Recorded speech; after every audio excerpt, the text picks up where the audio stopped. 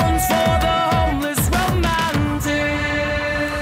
Used to stay up late, giving your take on philosophy. Now it's like everything you say is lost on me. Remember when we used to fight aristocracy? You knew the whole flash dance choreography. Since you started seeing him, you've changed. We never see it anymore, it ain't the same. You never come out. How's it going, everybody? I'm Nick Major, APTV Los Angeles correspondent. Today I'm out here in Los Angeles, and I got Itch with me. How you doing? I'm doing very well, thank you. Thanks for having me. You just, well, yesterday you started streaming your new album that's about to drop, yeah?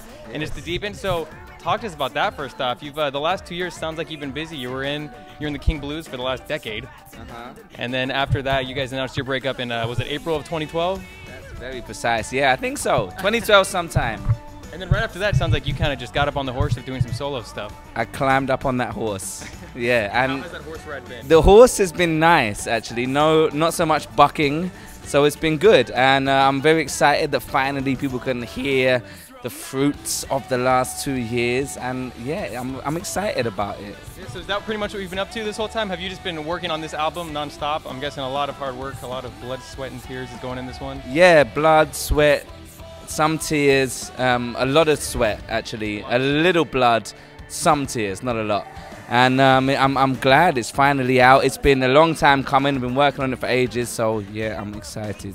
Good, and you've had some fun people helping you out on this album, ranging from Modest Yahoo to Adam Lazzara. So how did you decide which people you were going to be putting on this album, on your debut solo? I just picked like the people I really wanted to work with and the people that I am a fan of, and kind of expected to hear nothing back, and was like super surprised when everyone wanted to do it. So it was humbling. Yeah, and were any of these people that you met before? Because I know last summer you started performing with Adam Lazzara. You were performing with him at Warped Tour and stuff, yeah? Yeah, but that was afterwards. I actually met him through doing this record. Was there anyone who I'd met before? I don't think so. I think everyone I'd met through doing this. So you did just make an awesome album. You made some awesome friends. That was the most important bit. Yes. That's the best part. And so you like to, you don't stay away from talking about like political issues and stuff.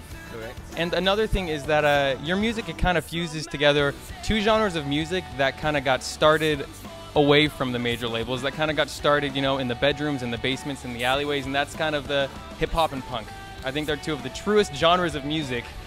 Why do you put those two genres together and put out that message that you do with the political stance? Well, I think they're the same thing. I think they're, as you said, I think they're both organic, homegrown scenes that were created by kids on the street who were angry and pissed off, as opposed to A&R men sat around a table. So to me, like, hip-hop is black punk and punk is white hip-hop. And it's really the same thing, whether it comes from the mean streets of New York or the back alleys of London.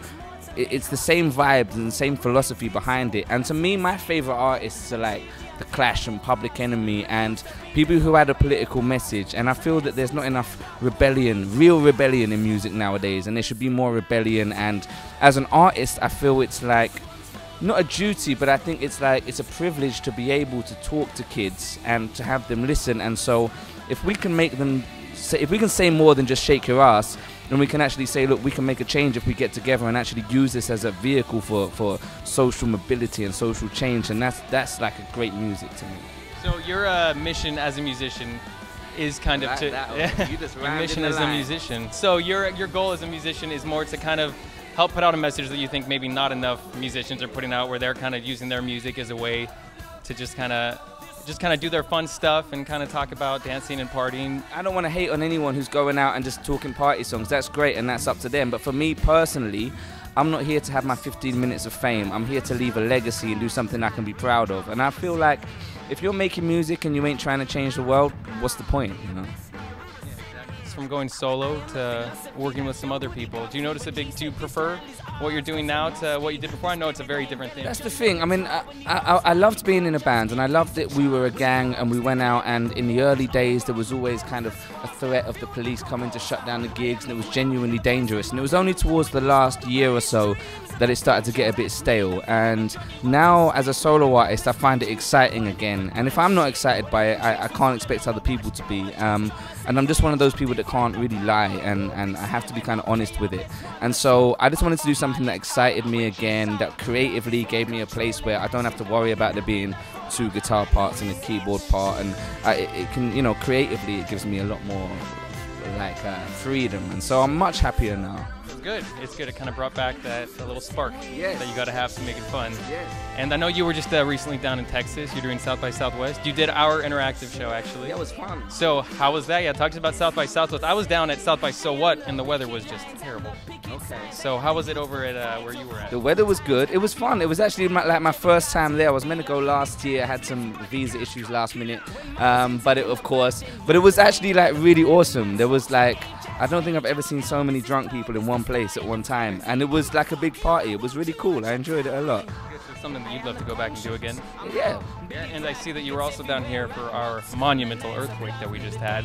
I survived. I survived it. You get many. So you're from UK? This is the first earthquake I've ever experienced. Yeah. So how did that go for you? What were you thinking? I woke up in a bed and thought someone's shaking me, and then I thought, no, I did actually go to bed alone last night. And what happened? And then my water bottle fell off the table, and I thought, this is a serious thing that's happening here. That's pretty bad when water bottles start falling.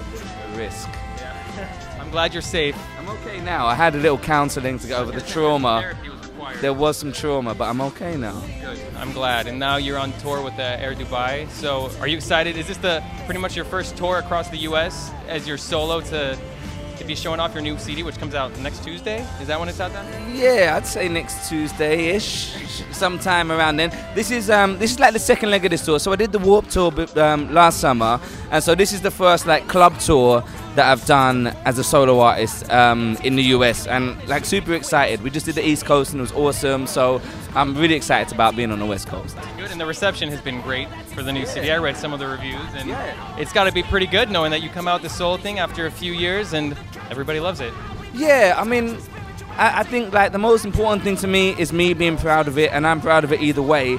But when other people like it, that's awesome, obviously, you know. And so, anything else planned for the future, or now since you're just coming out with this album, I'm sure that's going to have you pretty busy for the next few months or for the next few years? Yeah, I mean, I'm here till like April, and then I go home and do a tour there with Dan the Sack and Scroobius Pip, and then festival season starts. So I'm kind of busy gigging for a little while. That's awesome. And now, if you had to pick one song off this CD, off the deep end, that really means a lot to you, and to talk about what it's about a bit, what's a song that you're stoked for everybody to hear off this album? I think like my favorite track personally is a track called Not My Revolution, which it's like the most vulnerable I think I've ever made myself. In the past, I've been guilty of kind of hiding behind political sloganeering in order to not really show myself, and this was the first time I really made myself vulnerable and kind of told the story of how I grew up and the struggles that I went through. But I wanted it to be empowering and not just be like a sob story. I wanted people to listen to it and feel like I think the whole idea behind this album was that I wanted there to be a kid in some nowhere town who's constantly told they're never going to be nothing, who hears that record and feels like they can change the world themselves. And so that song for me represents kind of empowerment, and it's the most personal song I've ever written, and it's my favorite Well, one. that's good. So going the solo routes kind of allowing you to dig a little deeper Yeah. into yourself than you have before. Yes. All right, that's good. It sounds like you're having an awesome time with this. So Itch, thanks so much for chatting with us. Thank Okay, you. good luck. Get in here. Come on, get in here. We hug. Come We on. hug over at AP. All right, Itch, once again, thanks so much for chatting with us. Now get ready to hit the stage, and be sure to follow me on Instagram and Twitter at Nick_Major. And once again, I'm Nick Major, APTV Los Angeles correspondent. This is Itch, and we're going to go have an awesome night. See you next time.